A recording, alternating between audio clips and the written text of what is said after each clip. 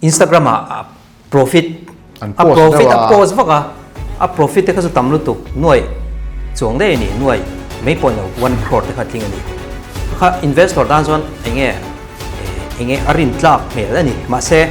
kan share tu zu allo suppose ngai lo allo sa hi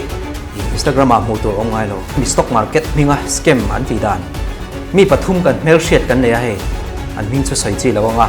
mar zo an scam ron ti dan hi ti tia karon vordon ani kum khata katia mang che emo thakata chumi za chu katia mang che chu chuanin i kalo invest sakang che ti tongkam kha a khan i red flag ani deuh thin antenan me tu na kan share china po thakata 8% te ti stock market atang thata 8% tiam thei tu khopin enge license an nei an ti pokan chut lawa anten license kher ni lo po thiam na enge a qualify ti te po hi an chui zui ngai lo emoni ka ti mai mai an bank statement thleng hiang kan neya chu ti khop chuan kan mail share ani chu mai ba ka video a trading P&L zong khate kha kan nei theya chu tiang khop chuan kan thre chianga chu wang chuan investment ti tu tura in soi pa khan ama account na mi poisa kha da lu ta ani chu chuan kha mi poisa kha an jinglet tak ta an trade tak ta thiam si lo khan exam kan pass na te ya kan qualify na tur certify kan ni na te ya anon te tu chu tiang te na chang chu kan share lawa mi zo chu ma kan ana chang kan share lawa mai ba ka a thiam na kha te mem mi bum na lama thiam chok te lo ni pe chu lo be che ta ni chu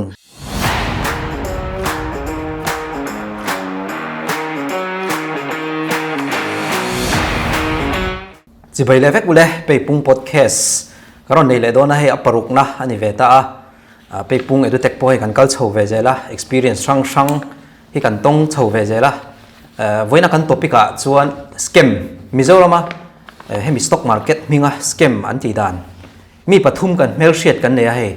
an ming chu sai chi lawanga amar chu an scam ron ti dan hi ti tia karon vordon ani karon ti don ani stock market scam shim an kalpui dan shim ha karon sai don ni chu ka soi ngal bor menga Huxley ne ha karon kom le dona hei ting scam an lo ti reng ti te kha karon soi dona chu mai ba ka he an statement thleng hiang an bank statement thleng hiang kan ne ya chu ti khop chuan kan mail share ani chu mai ba ka video a trading trading P&L zong khate kha kan nei theya chu tiang khop chuan kan thre chianga chu wang chuan ron expose kan tuman ming chu soi chi lawanga soi ang khan tiang karon soi don ani huna du le an ming chu ron lam ta mai se kina chen chin thar te ron la thlenga ka ta khan min ron hre chuak wenga tro tiang kha chuan pe pung hoina ma nan soi kha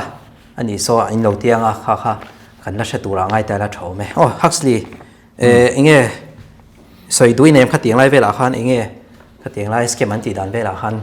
scam ya scam mang hi chu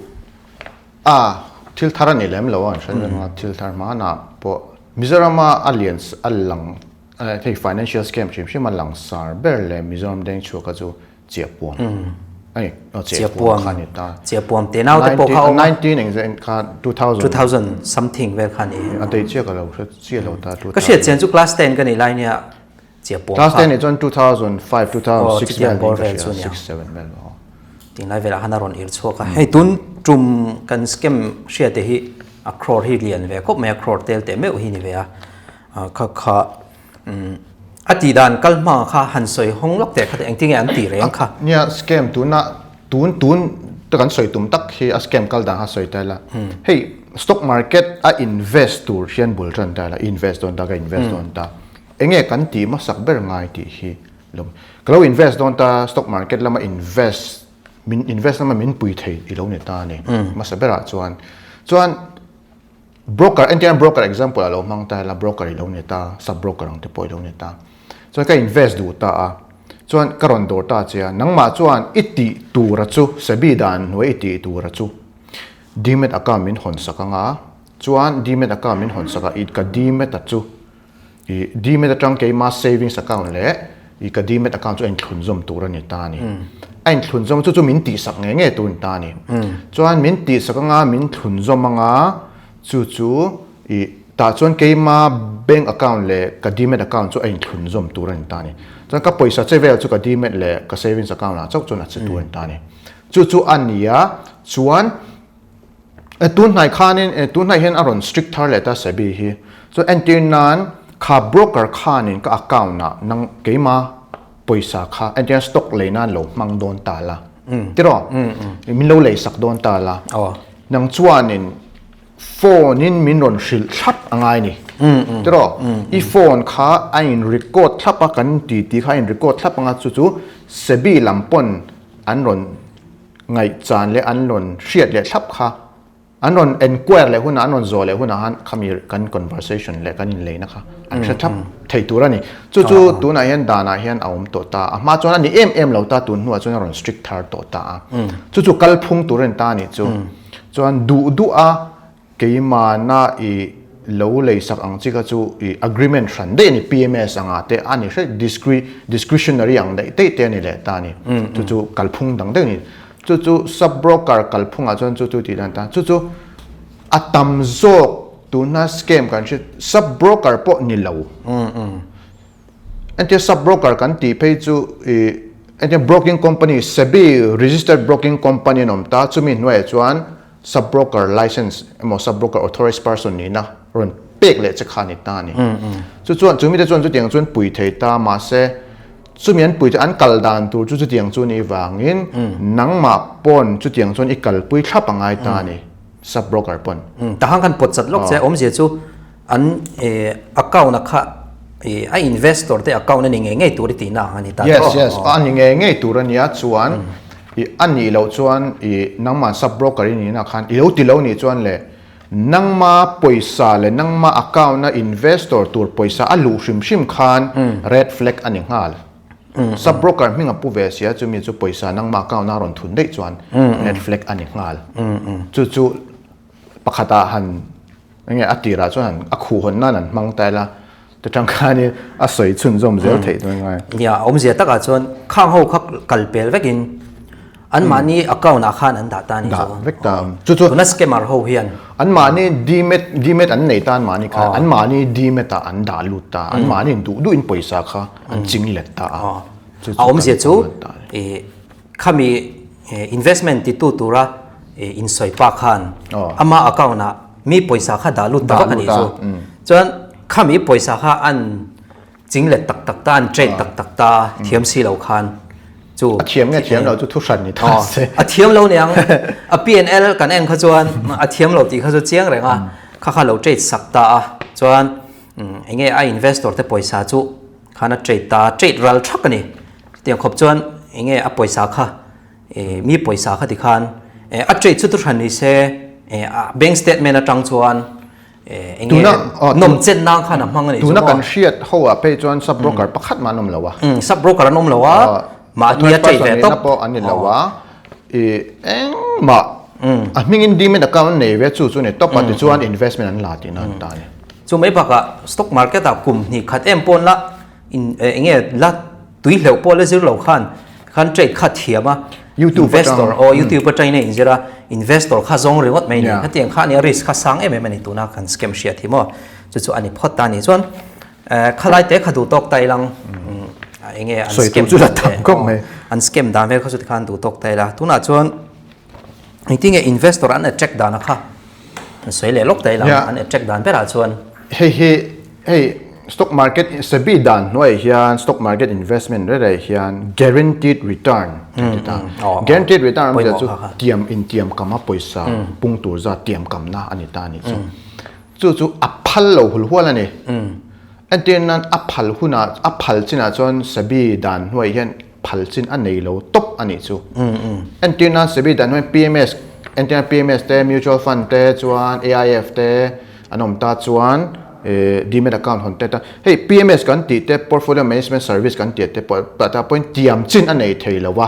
chuan mutual fund apo tiam chin anei theilawa AIF kan ti ho hedge fund kan ti te tiam chin anei theilo fek ma se ta khan PMS anga te chuanin benchmark an siama chumi chu agreement an siam me ni chuan mutual fund a chuan tiam chin kha om theilo top market base ani top AIF ate pon effect ta market base vek ani ma se a ran pa an chumi za chu kum khata ka tiamang che emo thắc hata chu mi za chu ka tiamang che chu chuanin I kalau invest sakang che ti trong kam kha a khan I red flag ani deuh thin antinan me tu na kan hria china po thak hata 8% te ti stock market atang thak hata 8% tiam thei tur khopin enge license an nei ti po kan chut lowa antian license kher ni lo po thiam na enge a qualify ti te po hi an chui zui ngai lo emoni ka ti me chiang ke mani din hun en tai la ke mani din huna chuan ti me kan qualify am ti in min zo ta se kan tu na kan ni na ne chuan ati bera NISM certified kan ne kan exam ta chuan MF sebi nuai ve kan ta ni chu sebi nuai MF research mutual fund distributor kan ni bok ta ni chu chuan tu na charter wealth manager level 1 po kan nei le bok ta ni chu tiang ne chuan kan qualify am ti min non te na chu a thiam to kem ti chuan exam kan pass na te le kan qualify na tur certify kan ni na te hian an non te tur ni chu tiang te na chang chu kan share lawa mi zo chu ma se kan ana chang kan share lawa mai ba ka min zir tir tu om hek lo min share tu lo om lo wang nya tuna kan hel share dei an soilenga investor a attract dana hi enge amu dana hi amak khop me Instagram profit post vaka a profit te khasu tamlu tuk noi chong de ni noi mai pon lo 1 crore te khat king ani kha investor dan zon enge arin tlak mel ani ma se kan share tu zu allo suppose ngai lo allo sa hi Instagram mu tur om ngai lo ma se a statement kan en chuan a PNL kan en chuan arlo saral thak ani chu se tiang vel chu ne kha tiang kha lorin ve ringot lo tur Instagram kan huang chi PNL so de hi entina kan sum don na nia kan profit te kan lep te so wo vak tai la nang po dori ne a I hlep za te ron soi ve chi zia ta lang chuan thil nin omani kha tiang che khan stock market hi business ania khata business thila kan profit le lo so wo kha tul kher lo ni mo chu ai chuan ain lawem a legalize em mo kham lai tak zo kha ya antina apoi mo zo ke ni po minon social media inang ni po inzar par tholam ta rung len se minon verify se tijen kan legit nge legit lo chu social media tang min te lo se atia tam tak chu social media an te a antina social media a lo te po ni se verify se verify tlak lo khatam tak anom don chu a primary source social media kha I thutluk na siam na tan ani lo social media kha marketing na ni an market ta ke ni chuan legit de win market ta heta tanga minon fia se fia ngam na kha apoi mo ni chu tam tak hi chu kan mu ho hi chu fia tlak lo hian tam vel tu ka chu ama sa in kan bel du bok ta ni chu kai ve ka ron bel tu pa kan share le tur chu stock market a hingchen nge experience nei ti te mo certificate an em ti te ha tin kan share tu certificate lem te hi asiam le zel theya buai thla khop me hey NISM certificate te poi kan han ti tak nangin alema siam thei ni chu bang chuan alema siam thei wangin apoi mo chu certificate a han number oma NISM number oma kha browsing NISM site atang khan anni nge em ti kha en theya khami number kha anni lo chuan kha chu ignore bok tu red flag bok ani kha kan lo shabok ton ya o tuna chuan mi hi engtin nge schema an valu thin kha han soi le lok taila atlang puin mi hi schema an lu don hi chuan enge return tha an duwa tin khata an psychology kal da kha han soi lok ta lang yeah hey behavioral finance a chuanin antenan mishing mi je hi duam kan nia antenan mishing psychology behavioral finance anga te han je ta heart mentality kan tiang te po hi ngai to ta na mi pakhatin hlok na lo nei ta se hlok chak na khan mi kha a ko hal me antenna social media no post ta mi pakhatin lo post ta chu za chu ka hlok ka lo ti thut ta vai ho chun ching ta timeng chuan I lo hmuta ni engin nge ko ber a hlok na le sum khan mi mishing chu jep thu cheng lo sum chu kan mo veka chu wang chuan kan du am veka ka du am dana po hian chin tok nei le nei lo om chong lo level khai nang lo ni machine la chu chun ta hard mentality ang chuan in hei mi pakhatin profit lo post chuan stock market thilanga te chuan ni se kan ot ve ngal mai ni kan du ve ngal nei ve kan du ma anti ka tiang ti khalta chumi chu ta chuan shortcut kan zong hal ta ni thalai chuan shortcut kha kan zong ta social media an mu ma sak kha ti thei mon ti ngal mai ta kan zom ngal ti ngal tum mai ta chuan tam tak he ka ania social media po kan mu thin thawa stock market zir ngai thleinem YouTube pa free na tamalom te hinon tingmat ta nang experience a free kha thai free chu tian abung na sa thei tu ka rem khom dan om lo lo I ton hria da po free china chuan a tha hi om tak tak ke rem khom thei lo free hian quality tak tak hi an pe em ti hi zona zo tai thei lo ha takin izira ha takin ithiama na I ha taka izir kha free in pechur chu don ta la I du ngei phalange ti me yang mo hey a om tok chu om ve I phal chin tok chu om ma se zong zong kha chu ha takin isual ve a shithiam teng te kha chu ngei tu na ti thui ve ta a chen chuan free ka peng tin ti ma se ma free chin kha chu he ta quality ne kha chuan thil quality free tak tak ngai lo ti kha chu chian ve ngai ta khan kan soi du chu mo eng lawa khan tu tenge a victim tia khan a victim te ho hi mei chia hian ni da du tlang pui ta ni ama sa in an kha inge mei chia kha enge an shell over ani theingem shell lo wang chu number 1 ania chuan bakale hey side income an zon na lama hian atam du ta hey tlang pui mei chia hi a victim an du tlang pui ta hey kan ti me yang ni YouTube ten lo en na sa ta a chuan social media ten lo khoi na sa ta a chuan le chung ko en kol pa te a mo side income ti ten no zong ve ta income all sam kha na tho vak ngai lo ya click zo zo income ron nei na tu kha chun zong ve tlang pui ti hi tam ta chu ba ga khang ka ta han mo a investment ti tu pa ha heng ho hian inge hemi stock market kan share lo na advantage an ron line ka shia tro zirtir na kan nei lo shi chu number 1 ania chu mi chu thang thadeu ania chan chu kan share lo na kha advantage an ron la anita antin nan me stock market vel shami alo la la shami alo win pe pun na heti zat hi ida chuan heti zat hi pung ron ti ha top se profit a mu pay chuan in enge lu lo na ka a him lo kha chu chui dan po she hek lo social media mu ma sak sak kha chu wa thadon ve tia lu hal kha ne me a chu thang ani tlang pui ta a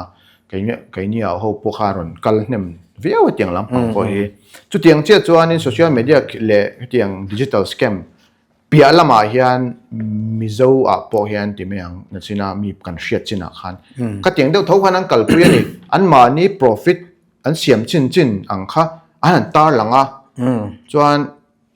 mizo community in lo hmuwa abik takin thalai ti te po le pui tlinga te pon to ta an hmuwa ti khan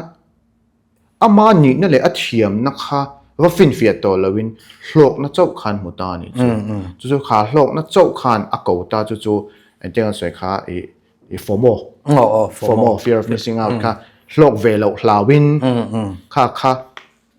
ta a him lawem ti wa check to khel lawin kha hlok na chau kha wa ta ni chu chuan in thang ani tlang pui ta ta khang kan soi le du chu mo thang kha an kam thiam ji chu pyramid scheme ten mang thin ta ni he tiang multi level system ang chi khani ta ni tuna kan scam share ta ho po hi ka tiang style vek khan manga heta Huxley hian aron invest ta chuan a investment ti tu pa khan lo tiam ta ni thakata 12% ka peng che ta Huxley hian lo du la tuk ta ni chuan aron invest ta chuan a ma de a investor a lo tiam to kha Huxley poisa kha pe chhok ta ni chu mo chu atira chuan an thluakal thlong ve la tuk chuan arong kal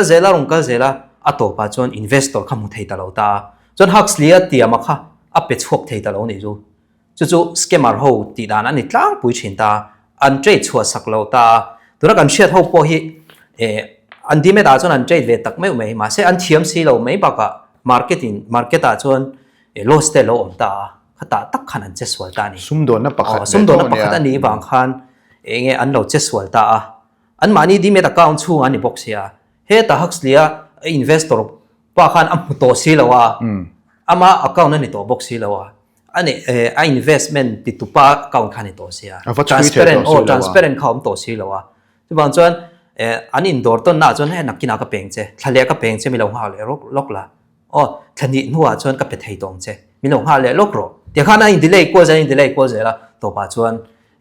tingai na kha om to lo ni chu mo khalai kha anti dan style kal phung khani ta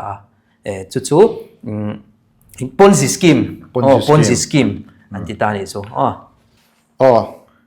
จะก็สวยบอกค่ะอันเดียนันเทียมตีข้าเนี่ยเฮ้ยอินเดียรามาจวนเซบีดันไว้จวนสต็อกมาร์เก็ตฮิลเร่อัน certified นั่นตัวจวน NISM มันตานี่จ้ะอันเดียนันกันลักเชียไงวักโลเตอันเดียนันตัวน่ะ sub broker แล้วนี่โดนตา sub broker ยังบอก authorized person แล้วนี่โดนตาแต่ส่วนอี pass ง่ายจู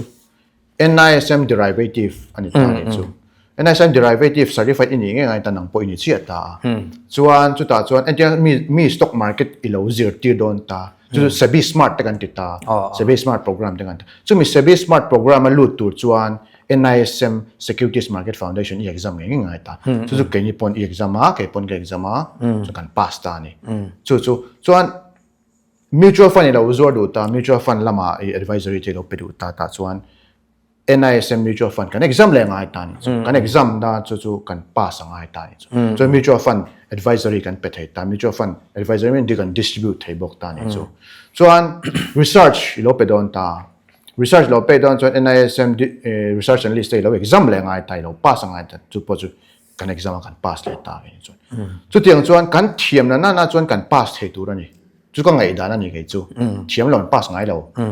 เทียมบอกก็ pass ให้เราบอกจุดทุกชั้นนี่ตาเสียเทียมด้านข้าลักจิ้มจังเราแต่พอนี่ไม่เทียจุดวางจวนจุดก็ clear ด้านนี้ไงจวนนี่เรา clear ด้านจุดดิกเราแต่พอมันสักก็ clear ด้านนี่ตัดเสียจุดเทียมมันนี่จวน pass ตัวนี่ที่ก็ง่ายด้านนี่ทับมาจวนกันละ financial planning ละมา financial education นี่เป็นตายกัน qualify มันจนเนี่ย charter wealth manager level 1กันในพวกจน level 2วันไหนเลยโดนตาจุดนี้จนวันkalponตาจุดต่อจุดเฮ้ยอัจฉริยะมันเลย qualify มันที่อินวันเตนะตุกค่ะคุยจังไอ้รอนเตนจุด NISM SEBI หน่วย NISM certified อันนี้จนเทียมเวตัวจุดนี้ที่ที่ข้ากันเชื่อเทียมง่ายแต่บักกะจวนอัจฉริยะนักค่ะสุดท้ายมันมีบุ้มนั่นแล้วมาเทียมเจ้าแต่เราหนีไปจนเราเวทีได้จนข้าราชการสวยเวลสวยเจ้าแต่แต่ข้ากัน stress เวลแล้วเล็กตัวสมอderivatives คันเดียตัวนักกันน่าวเท่ากันชิ scammer เท่าฮีที่ไม่เอาเขาอันเจดานเอ็นส่วน derivatives FNO กันเดียหันอันเจดนั่นสัตตาตั้งปุ๋ยตา future and options ใช่ไหมตาเฮ้ยอันเทียมเราที่อาเซียนนั่นจู่ให้มี derivativesแค่ exam โดนเฮียนมินซิร์ตำตีร์เบอร์จู่ให้มี exam น่าชกเนมเบอร์จู่ derivativesฮี naked trade ตัวนี้เรา hedge นั่นตัวระ design นั่นนี่ที่ฮี exam น่าหันเตลนี่มั่วจู่เราหลังเชียงไอ้แบบจู่ให้มี derivatives กัน trade เรื่อยๆเฮียน naked ตบไปเลยตัวนี้เราตามาเสกันน่าว่าฮีกันหันเอ็นเชียงอ่ะPNL กันหันเอ็นเชียงอ่ะ naked เวกเอ็นเชียงนั่น trade ดูหันเลยตบไม่นี่risk ตักตาเขามีอมเสียจู่exam ขับไปหมดเสียจู่ NISM อาคารเขาก็เชียดผ่านนี่จู่เขาหลายจังคันก็รอน aware ผ่านนี่จู่มั่วเขากันสวยโลกตัวนี้จู่เทียมนี่เสียอาเซียงอัติเหลาอัติเหลาตัวปังอัติงำระวังฉันจู่น่าบอดเชียนี่เขามี NISM ก็ exam นักมินตี aware ตัวจู่อัลเราอมเสียแต่เขามินเสียกันเชียดผ่าดิน market น่ามินปงสวอลเทียแต่เขาก็เชียดผ่าตานี่จู่จังคัน education เวกขาอันนี้จู่กันน่าวจวนอาเชลเราตีข้าจวนเจียงแรงตา exam เสียงจวนอาเชชิมชิมเราเทกริงเราอติงำกริงเราดานังนักกลังจวนจู่ไม่บักเนี่ยอีรอนสวยจู่เนี่ยฮันนี่foundation นี่กันง่ายไปหมดแล้วเฮ้ย shortcut เทียมตุ้มข้าอันงาเซลตา YouTube ป่ะจุดที่กันดูจะเนี่ย self อย่างที่ฮะ self study อันที่ไงฮะ self อย่างเงี้ย self thought ตัวนั้นตรงกับ self thought อันที่ฮีอันที่เราจ้างปุ๋ยอัน self thought อันนี้ตาอันเทียมนะอันว่าซิลนะคะอย่างเงี้ยอันว่าเฮ้ย shortcut เดี๋ยวรอนสวยตุ้มหัวคันว่าซุยเวลาเท่าไหร่อันนี้พอเราอิน self thought เลย self thought เท่าอินซิลตีระขัดยัง self thought เลย self thought เท่าจวนเนี่ยfoundation ข้างชั้นดอนเราใช่ไหมfoundation จู่มีเทียมินให้structure นี่ให้เทียมจวน foundation ไอ้เงี้ยตั้งเอ็งปุ่นอันนี้ foundation ไปหมดนักการสวยจู่อันที่นั้นลงเราอมตานี่ตุยเหลวจิรันตานี่อันที่นั้นลงเราจ้วงเทียมว่าจะตุยเหลวเทียมแต่เราตานี่จวนลงข้าเราเชตาตุยเหลวเทียมสิเราจวนนี่หาสันนานี่ไหมfoundation เราจะ foundation เทียมจนตุยเหลวเทียมมาซาจะมีจวนลงจวนทำไมนี่จนจู่ foundation ก็ไงไปหมดด้านตาจนเนี่ยมีเทียมมีนะ foundation structure เราเสียมซาค่ะ zoom เซจวนนี่บัวเรามีปอบุ่มเราง่ะอามาปอบัวเราจู่ก็เทียดเทียจู่ kata han khalai te kha du tok taila pakhata hen kan lut lenga anexa hian han posit lok taila hei kan naw te ho hi investor anga boxia an hek ngam don se khalai taka khan legal actions hi nge lak dan tur chi kha han soi ho le lok yam yeah cái point cả sự em bị lâu mà sẽ đàn ổn vậy giờ sẽ bị đàn nó này RBI đàn nó này cho anh Indian Penal Code anh tiếp tục học về ta ai soi mấy đoạn cho anh lâu cho cả sẽ bị lâu anh tin cần anh mấy cái gì mà tại anh đàn chú ổn về nữa là hay anh tin anh cần soi đoạn cho anh cần chia cho rồi hay ta cả lâu chuyện chia về mấy cái cho này legal consequence Indian Penal Code IPC 1860 thì section 420 thì Section 406 te, Section 467, 471, Section 120B te, chuan Companies Act noya te po hian violation 2023, so Section 447 te, chu company thil ten ta ni chu. Company lo po ni se company lo din lo phei chuan le ama mi mal ni phei chuan chu mi mal ang nakal thei ta. So then Prevention of Money Laundering Act te 2022 te noya tang te po hian nan tam tak chu ti khan investor ten no ta an poisa source ten thre lo chuan in money laundering act noi de po khan huilu de thei ta ni chu cash along khoina sat phei chuan ten de kha koi mo en so SEBI act omla ta act regulation 1992 te point ta hianin he insider trading ti te section 24 ti te omta tamlu tukta imprisonment som imprisonment le crore tel poisa choi theina te ani ta hei hi tam khop mai information act noi de po hian hei fraud a hian tam tuka soisen pon in lawa hei chu a hrana hra a dan hi chu dan ka she lawa ma se hei ukil te po poroi te po thang hria hei ma se dan ka hria china chon hei tiang ka ron list chua hawai chuan tiang ka hria chin chun ta a detailing kal lo mai la penalty chu a severe chin well antenan 6 months atanga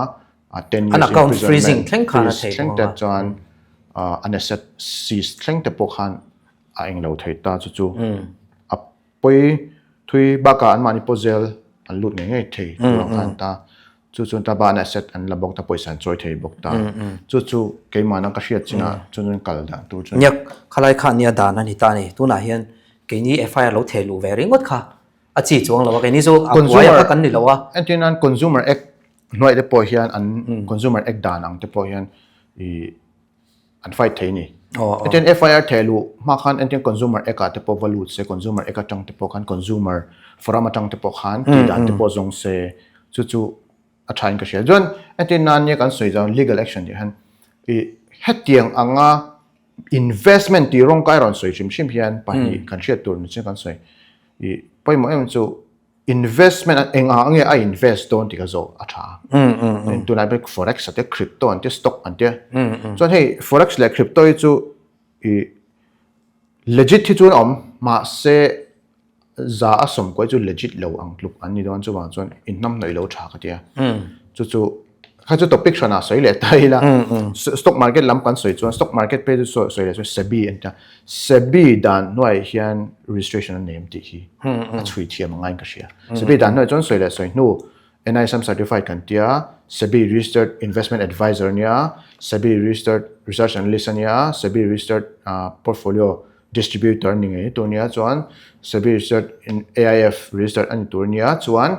SEBI noi hian MFI om ne MFI registration tal te po mutual fund an zur don chon te po chu om le ta chon PMS te po kha SEBI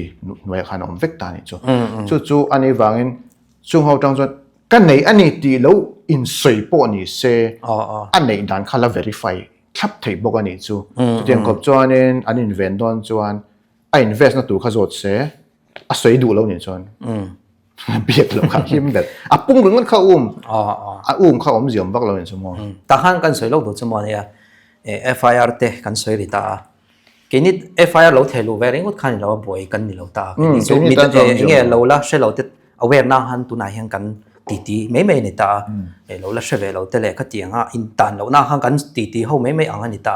ma se khang investor ho poisa tang ho kha FIR thelu ta se tu na hen be sei nan la nei box ya min pele thele lai chu ti la yo kha khalai ta kha lai do FIR thelu ta se zel tang ta se punishment adong to sia investment อะครับมุดช่วงตัวโดนสิแล้วตรงไอ้โดนสิแล้วขลายค่ะอันเราเบอร์ที่นั่นนี่ตาให้มีinvestor แต่ปอยยันขลายค่ะอิงติงเงี้ยต้องเขาก็เช็ด har ka ti kho me po investor แต่ทุนนี่ตัวไม่รู้มี ke mani tai la antinan ke mani tai la kai chuanin nia hei ka poisa lo bata se ma min pe thai lo ta se nia wa sa be a chuanin dan noya chuan antinan kod thlet po lo thlen te po ngai mai thea chu chu ne ke chuanin ka hriat na wa in den chuan ka tilawang antinan asset ang te po khan azau to ke chu ukil roi a tha ka te ke chuan ti dan tu ka sem lo ma se hey lo invent dan kha ka ngai point lo zo ni chu antinan na chinai soi se tu nine an lo invent to si lo ting ania antinan fir te lo chuan penalty penga chuan a penalty pe ka kha ti khan atuaranga chuan a zo de a poisa chu ka chu angai nam to lo ta chu ka shelo choice har ko me ka tlai ve ka chu ma se poisa hi mu le the dan a consumer anga kal phota chu tanga nge dana lu chhozel dan kha mi thiam roi a tha ka ti ka thiam lo ga chu ma se i poisa ka mu le du box si i khrim na ka pek chon ka chanang ti ka la box si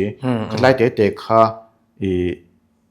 ke chu consumer forum anga te tang hen tran se chu tang chuanin a proceed dana omjok ka ring chu ka clear dana chuan chu chunia investor te po an share tur chu hei in account kha trade zo vek to sia chu pek ngai na kha om to si lawa inting ei ti dong ka shelawa fir in thelu dong e khalai kha chu kan boina lawa nang ma ni lam pang khalawin ngai to la pek le to chu ka ring chia lawa ke ta hen nia ke chuan ron that ka ti chu hei pele lo ti rongat po kha an chan thlon tur ni lo ta antinan ka hriat chu lo chuanin redressal mechanism hi om ve a atian sebi dan hoya dan lawa kal ni chuanin antinan penalty a choi tu za te po kha bitu be te a chung wa thleng te po kha bitu kha siam ve the ta chumi chuan a penge ngei tu ni tiang te po kha a set te po liquidate anga ti khan a pe thla tu ni tiang te po khan thila kal thei ni chu ya chan thlon ang kha chu te me yang tu antinan vijay male te po kha asset kha an si stop me ya asset an si stop pa te khan an mani ba an zong an lak le nuwa khan asset kha ti khan an si sta ti khan ba khan rule me ta tu ten po chon thil aom ve thei me thia individual chon ma se mi thiam ro na fu ber kala deep real takin kala study chong lo ke kon chu ka hriat china chon chu tiang chu mi mala po thlen thei chuanin mi mani a po hian a thei lo mi ka ti na chu nya khalai chu soi chun jom le tan te po an na nya khalai kha du tok la tuna chuan ti khan fir lampang chung chang kha kan han soita atuna chuan khalai te kha du tok tai lang a top nan kan bel le lok fir chu an ma le amal an ma ni le a bum tu te in kar kha te zo kha ani to me khalai khan iron soi a thil pakhat ka ngai to chok thu ta bible a chuan puk tu chu puk tir tu chhia ro atia ka opposite ta chi me a puk tu chhia ro khan ni tarengot me tu nai chuan boi thla khop me khalai kha ti ti tur nge ni khalai kha chuan mani in kar kha ni to tur angai tai la tu na chuan kan invent dan tia kan lo invent ang ti kha han soi le lok tiang hei poimo nya na china kan soi atir lam kan soi sabi kha dan hret hi poimo bera le inzirtin hi poimo a zerama chuan tiang financial education kan nei lo ang tlukan ya tu ma hian min zirtir lawa ke ni po kanin ton har na tang le kan exam na tang ten kan hria dan le dun te kan hria chuan kan soi lok chumi ma chuanin helmi kan tran lai hianin min on attack tu nom kha nani ju dan hoi point nom lo chu ti khati ron ti ta chuan ami bula khan soi ta chu ti chuan ania chu ti chuan nia kan ti ta are tak mak khanin cid te pon non zota chuan diktakin ka changa kan ni dan te kan kalphung te ka soya ni chu min dia chui tu kan nga kan nei ve tho kan ni pon ase kan ni na kan soya kan ing lo na kan soya chu ta chu adik lo lai zong an zon turan she lo niang chu ti me diktakin kan kal reng ka chu ani wangin dikta ka kaltan chuan hlau na tur hi om lo ba chuan tuna ka soila chu sebi dan nuaya an kal sebi dan nuai ang kal sebi hi shet photila sebi dan nuai hen enge om ti te she photila chu sebi dan angin enge license an name registration an name an certified an name ti te po hi chui zuila chuan na chen investment ka soi apunga en lo tur ani apung hi en lo tur ka ti na lo na pung hi apoi mo rual in chuan pungan tiam em ti kha pung an tiam em ti te chuan a invest na kha poi mo ber antinan I lo invest don ta khuyang e invest stock market a crypto a forex a lo ti ta ni forex si sebi dan no hen regulator no hen a om kala shalawa chuan crypto a om kha o pariat vel kha ma ba kha chu khoi thei chong lawa chu nia currency exchange ta ma se forex ti khan an lo shit sol ta forex broker ti na nia forex broker ti na nia chun crypto broker po hi phal legit om lo ani chuan za som ko chu legit lowang tluan chuan chu tianga invest an ni chuan zo na tam hle se certified an ni dan te po zo se chui zui se chuan uncertified na kha an zel dina chu mi kha mi ti ven ti kwal ven chuan tik takan soi ngam lo ni chuan in adik lo ti na ni chu ka pop na ni gai chuan in chu hey har sa deu wat chui ko la ngai lo direct deu zo ti la an pe thelo chuan dik lo ni mai chu ko ngai da ni nya khata han thil pakha dom thei chu hei an mani le an mani in kara khan thil zia felan la agreement an lo ni thei ni chu mo hey an ti dan pakha chu entian company ten lo din puita entian company in lo din chuan company in din chuan agreement chu mi nang ma le I partner in current tani khatia chuan min bum ti ma se agreement in siam to a bum hlei nem che atira po ai se agreement in siam chuan in bum ani hlei nem agreement kha bo che ti na me a se ti a bo che ni chuan kha chu thu ran ta chu dan ran ani le ta ni lova a invest na tur po so la pung te ti ama agreement po chu tengin siam pu le chu ta chu ka invest don ti agreement siam po ti po hianin kha agreement siam to qualify em ti te po kha ngai to ve ngai chu a certify em qualify em dan hoya kalem ti te po kha ngai to agreement lo in zia rongat pon la chui to chu agreement khan min hum tak chong lo kha pa kha qualify em regulatory hoi niam ti kha chui zui kha poi mun ka sia khata khan ka soi du zo ka chu agreement kha lo in siam tai lang agreement kan lo siam ta ni ma se investment ti to pa kha pa khan adimet account ate lo da tang se poisa kha account lo siam sak lo tang se ta khan invest dan thadeu chu lekha kan ne nga lekha kan zia fel thapanga ta khan da khama nei ve tu ni investment ti to pa khan da khama nei ve tu ni a chan chu I account na hon sak lo na chun account na da don ti nai ta kha da han lekha kan zia ka nga ta khan themi investment hi min pek let thelo chuan ka LSC hi ka da khame tiang chi kha tiang le khang chi kha om nge tu ni ani lo tiang ze nei lo aron account nei da sa alo invest ting pa shop se ko bills enge sign thap ni se kha tiang ani lo kha chon invest na kha om lo shim ta ri sang takila le zol ti na khani ta wa chon a investment ti tu pa kha vadem rol khan nang ma kho idem omani khata khan invest lo chon antinan dan wa chon shit lo na hi dan enge dan bo chet na antina I shit lo wang khan dan enge dan na hum lo che shit lo hi dan in hum shit lo na hi dan na hum na ni ker lo ti kha shit be ngai dan kan shit ma saka hey antinan tu man min shil tu ka nei lo a tirong ta si tu na jok phone kan nei a internet kan nei a le social media kan nei a poisa kan da kham don de zo kan share ven chu kan zir ven chu kan zot ven chu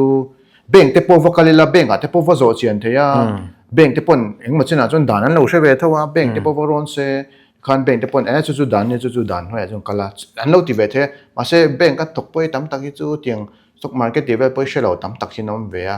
tam zo chon she don lo chiang sa a te po chon kan pan tur hi shit ve hi a tha so a big takin hey mithiam anom ve to a chu pan na tha ka ti chon kan social media te po man tang ka ya dikta kha internet a zon vek thei to mo khata hang kan soi ve le du chu hei kan lo share tur chu hemi investment shim ti to meng stock market ani mo engem mo ni shim a hian in guarantee thei pung tiam thei patni chi om ti share tur chu enge kan ti chuan bank fixed deposit kan ti te bonds debt fund an tiang chi te hi hei che hi a tiam thei ni adang thil dang an da investment an tiam che ni chuan scam kha an ti to ti kha lo shep phot mai la chu ta chuan in lo invest thai do na ni chu mo kha kan share to ni ta kan bel lok bank ka te pon post office savings ang te po hi thata chuan อาซาวลุตุขัดไล่แบบคาร์บอนเสียไปบอกฮานินปุ่งเตรียมจินอังคัจูเนี่ยการเทรดลายแบบ corporate bonds แต่พอ แบงก์และอีบอนส์คัจูขายคอมเด้อแบงก์เสียแบงก์กันเตียงแค่ให้ saving สังอา fixed return ไปไทยฮิจูแบงก์กันนี่แหละจวน mutual fund พวกคันให้ debt fund bond ได้อันดังสิแต่ค่ะค่ะไอ้เราเทียโอ้ข้าต่างกันสวยเลยดูจูเนี่ยมีเทียมมีเจ้าเรามาให้นันฟังอ่ะ legit ตะก็กัลฮี company ฮีอันนมโลเกี่ยมานี่เดี๋ยวเจ้าฮีกันอมมันนี่ตัวไหนเฮียนไปพูดเด็กฮีโอ้จะพูดนั่นนี่แล้วว่ามีดังอันอมเมี่ยวเรานี่บ่มีดังอันอมเราให้เตียงอ่ะ legit เดี๋ยวกัลฮีอันอมเราไม่ร้อนปั่นตุกไม่รู้ตาฮันนี่ทัดหงสูกันเราชิลเฟียไปกันเจ้า investment นี่ที่โดนชวนกันเราชิลเฟียไปเองกันพุ่งจิตจินกันเป็ดเฮียเตียงจงขากันติดเฮียไปกันนี่ข้ามีเราชัดชั่วพดไม่อุลังสุดท้ายจนอินปุยดานเด็กกันจงอ่ะมั่วใครยังไงก็ invest สังที่ข้าขัดเตียงจงข้าปล่อยซาชิมข้า investment นี่ที่ดูนี่ชวนมีดังพันสูมีดัง legit ตะกันเราแบ่งอาเต้อินกันนี่เราชวนแบ่งเราว่าชวนให้มี institution ชวนเกี่ยมานี่บักกันเราข้ามีเราเชื่อสักสามตัวเนี่ยโอเคสวยตัวนี้ละเนี่ยเกี่ยมานี่กันอินฝักข้าอังลุตุกาเนี่ย legit เดียวข้าเนี่ยให้เนี่ยเกี่ยมานี่เราปอันแบ่งแต่ปอนอมเท่าว่าอันที่นั้นเกี่ยมานี่เราปlegit จูอันอมเทย์ไม่ไหมมาเสียอีเกี่ยมานี่พอฮีlegitจริงอ่ะจวนที่ไม่ยังอี MFI register กันเนี่ย NISM certified กันเนี่ยอีกันตีเทจินจุกันเชียจวนจวนนี่อีนั่นเดียงอ่ะดันมีอันนี้พูดทุกวางทิลตีกันนี่แล้วว่าดันอังทับทิลตีกันตุ่มวางเงินให้เดียงให้ legit เด็กกัลกันเนี่ยจวนนี่วางเงินไอ้ financial institution จนอมแต่ไม่แบ่งแต่ปอนออกมาดันไว้กัลเวกตามาเสียเกี่ยมานี่อังดานอังกัลอันนี้ที่ข้า verify เวเซนั่นที่นั่นโซวันนี้เกี่ยมานี่มันปั่นจุดเราตีนั่นเรามัน verify พอดเวลาจวนอันคลิงอันนี้จวนปั่นเราไปเราเกี่ยมานี่พอปั่นไทยกันเนี่ยจู่กันนนเบลดูนี่จู่เกี่ยมาจวนขันนุกันขารังอ่ะกันสวยต่ำเดียวต่อขันเรา invest ช้ำไม่ละเรา invest เรา stay safe ช้ำเรามีปุ๋ยเตะแต่ขัน investment ฮีเองเราเอาไม่ปล่อยสัตว์ริมตะกันถอดชัวค่ะเราติดเราละมีเทียมแต่เจ้าเรา invest โดนเนี่ยที่เขากันสวยดูจนตัวหน้ากันสมดูสุดท้ายสวยดูแล้วเนี่ยกันนนเบลล็อกเทียมแล้วมาชาก็ที่อันนี้อามามิมาละซุ่มโดนนั่นไปปุ่นนั่นพวกเราเอ็นกอลดูอามามิมาละเราเอ็นกอลดูนี่ปุ่นเทียมแล้วเสช็อตกันเราวินมีเทียมร้อนรอเสกว่านี่ไฟรอเสที่เขากันเป็นอยู่นี่อันที่เจ้าอ๋อขันที่ประคัดกัน request ดูเจ้าจู่ขัดยัง scam เราติดเทรนนิ่งเชียจนก็ไม่น่าหันเราใส่เรานักกินเองเราว่า podcast เลี้ยกันใส่เขาเลยอ่ะอันมิ่งเนี่ยอันที่ดังกันเราช่วยอ่ะอันที่ดังกันเราช่วยอ่ะอันที่ดังเชียก็รันเบลรันเบลอุลัง